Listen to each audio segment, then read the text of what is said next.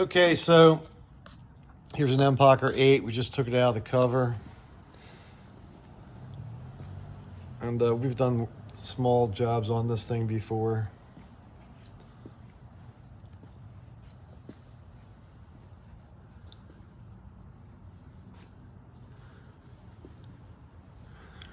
So on the bottom side, this is what it's here for, to fix that little rip in the hull. Excuse me.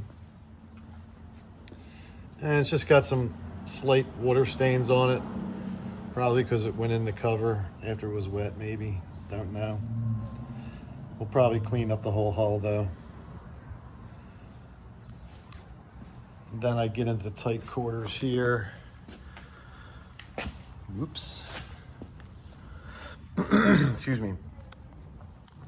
So there's not a mark on it on this side. So the boat came in a cover with seats, with riggers. With foot stretchers, no rigger bolts. And then I know there's some issues on the footwells. We'll get to that next. Okay, so onto the top end here. And it just has some water stains on the bow deck. So cracked open the inspection ports and everything's dry, which is nice.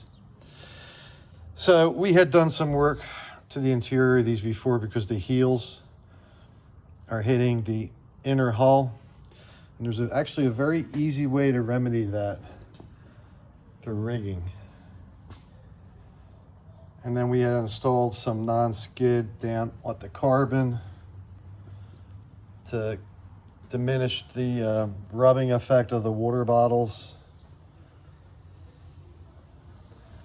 And then found that washer and lock washer under the seat deck there.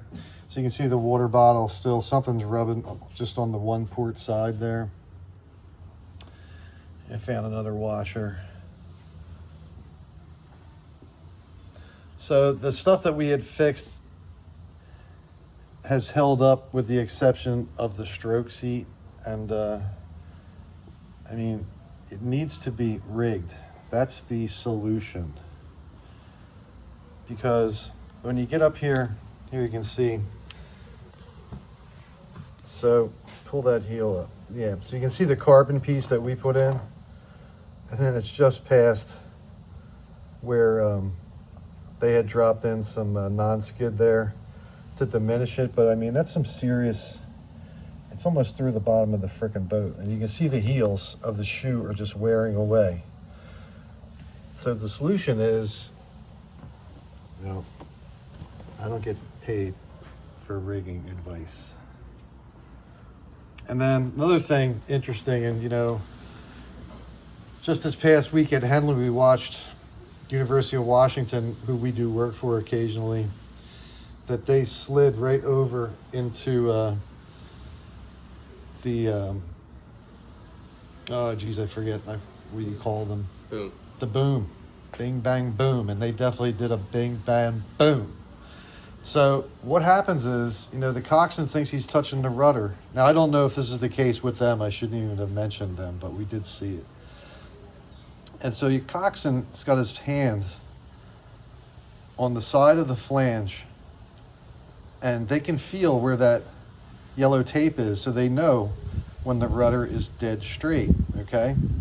So if the coxswain decides to move the rudder and he thinks he did that much, depending on the yoke, he didn't do anything. And I'll show you why right now. I never really get into this stuff, but this happens like all the time. So what I did was, and we do this all the time when we secure things, got a nice stainless steel straight edge on the rudder and on the fin. And now my associate here, the mayor of Boathouse Row, will show you that's how much play is in the yoke. And when he's doing that, that rudder's not moving anything. So when that coxswain is moving that yoke, again, I mean the the rudder, and there's pressure, water pressure on the sides of the rudder, so it's not doing anything. So this kind of screws the coxswains up for sure.